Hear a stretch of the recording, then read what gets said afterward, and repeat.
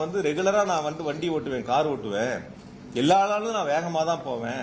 சில நாளா நான் கார் ஓட்டிட்டு இருக்கேன், ஆனால் எல்லா நாளும் வேகமா தான் போவேன். ஒரு நாளும் ஆக்சிடென்ட் ஆகல. இன்னைக்கு மட்டும் எனக்கு எப்படி ஆக்சிடென்ட் ஆச்சுன்னு ஒருத்தர் கேட்கற மாதிரி இருக்கு. எல்லா ஊர்லயும் கூட்டம் நடத்துறேன், எந்த ஊர்லயும் நடக்கல, இந்த ஊர்ல மட்டும் ஏன் நடக்குங்கிற கேள்வி. நான் எல்லா நாளும் வண்டி ஓட்டுறேன், வேகமா தான் ஓட்டுறேன். ஆனா இந்த நாள் மட்டும் இன்னைக்கு மட்டும் எனக்கு எப்படி என் கார் ஆக்சிடென்ட் ஆச்சுன்னு கேட்கற மாதிரி இருக்கு. எல்லா ஊர்லயும் எவ்வளவு பேர் மயக்கம் அடைஞ்சாங்க, எவ்வளவு பேர் மருத்துவமனையில் அனுமதிக்கப்பட்டாங்க. விக்கிரவாண்டியில நடந்தப்ப இறந்தது, மதுரையில மாநாடு நடந்தப்ப இறந்தது. ஒவ்வொரு ஊர் வரையும் நேற்று தெளிவா அரசின் சார்பில் விளக்கம் சொன்னாங்க.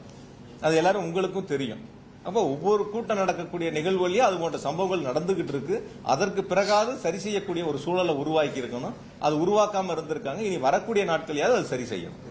அதை செய்யல. ஆனா காவல்துறையினர் இவ்வளவு கூட்டம் அதிகமாகுது, அந்த இடத்துல அவ்வளவு சதுர கிலோமீட்டர் பரப்பளவு தான் இருக்கு, கூட்டத்தை தடுத்திருக்கலாம், அது யாரும் பண்ணலன்னு அவங்க குற்றச்சாட்டு வச்சாங்க. எல்லாரோட கேள்வியும் அதான் இருக்கு. அதாவது காவல்துறையினர் சொன்னது இப்ப நீங்க கேட்டீங்கல்ல, 500 மீட்டருக்கு முன்னாடியே அந்த வண்டி கூட்டம் ஆரம்பிக்கிற இடத்துலயே நிறுத்தி பேசலாம், ஓரளவுக்கு உள்ள போனா போதுமானதுன்னு சொல்லியே அவங்க கேட்கல. நீங்க அந்த இடங்கள் வரைக்கும் போகணுங்கிறத, உள்ள போயே தீரணுங்கிறதுல அவங்க உறுதியா இருக்கும்போது காவல்துறை சொல்லியே அவங்க கேட்கல. கேட்டிருந்தா இது போன்ற சம்பவங்கள் வந்திருக்காது. காவல்துறையினுடைய எந்த பேச்சையும் அவங்க கேட்காம வச்சிருந்தா, நான் இன்னும் கூட கொஞ்சம் சொல்றேன், என்ன விசாரணை இருக்கு, இப்ப விசாரணை